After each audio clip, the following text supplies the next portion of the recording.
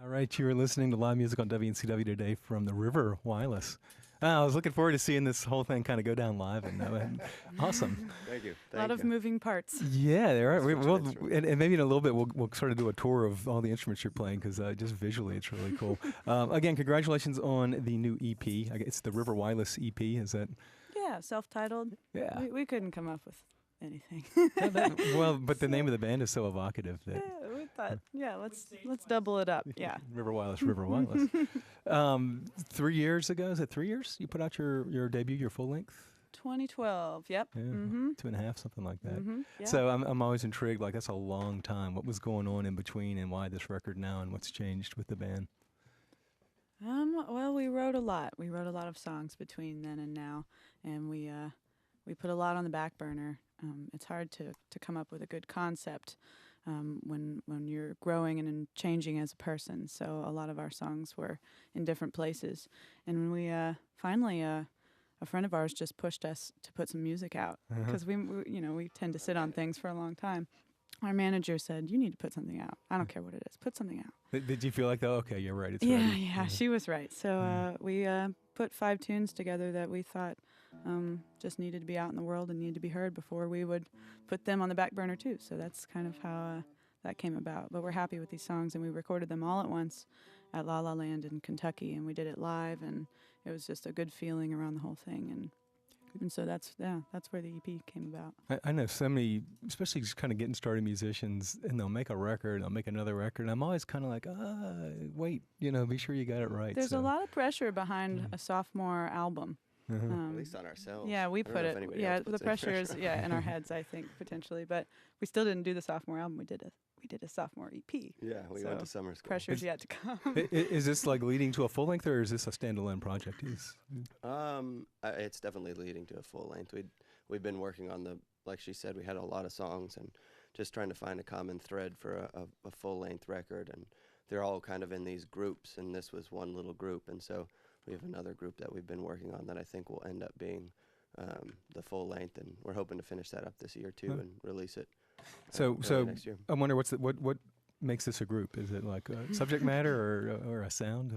Well, this one, in all reality, part of the reason the EP came together the way it was is we got 3 pretty distinct songwriters within the group, and we wanted to just kind of showcase each songwriter on the EP. So there was kind of that aspect. This one was more pulled from each of the little groups that we have. And then the recording style was what made this one, I think, more of a fluent project because we did it all live in 4 days, and we did a little, some overdubs and sung group vocals and stuff. But so it was the recordings are kind of what make this one real tight.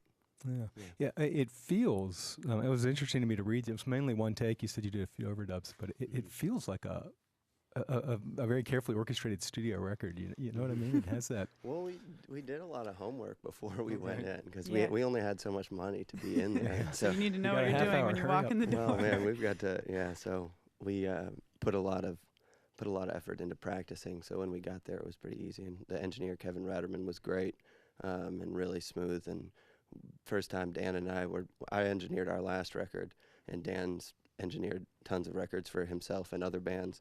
It's the first time we really got to sit back and just play music, which was really, really nice. Yeah, the record prior to that, we spent a lot of time on adding little bells and whistles. There's a mortar and pestle, there's sea glass, there's all sorts of strange little nuances in that record, and we spent a lot of time recording those.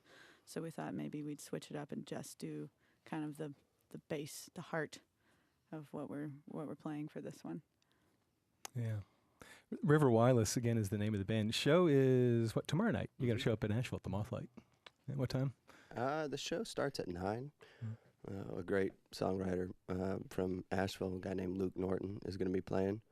And then a guy from Brooklyn's going to be playing named Twain, or he goes under the name of Twain. And then we're on after that. So Nice. Yeah. We're excited. I'm sorry, go ahead. We're excited. We're looking forward to it. And It's then been you're a while since we've played in our hometown. Yeah, because you're always on the road, right? Yeah. How many shows do you play over? This year we've been very busy. yeah. A couple of years ago when we released that record, we did like 170 or something like that for that year, and then Wow. and then it kind of tapered off. Last year we probably did 80 or something. We can't do that. We need a new van. Our van is a hurting unit. Yeah. She's sitting out front, and she has she's missing quite a few necessities that it takes for a vehicle to be on the road. But like a rear view mirror. No rear view mirror. Yeah, you don't. Your drummer hangs his head out the window. Right. That's the rear view mirror. How's it look right? back there, Alex? Go. No, don't go.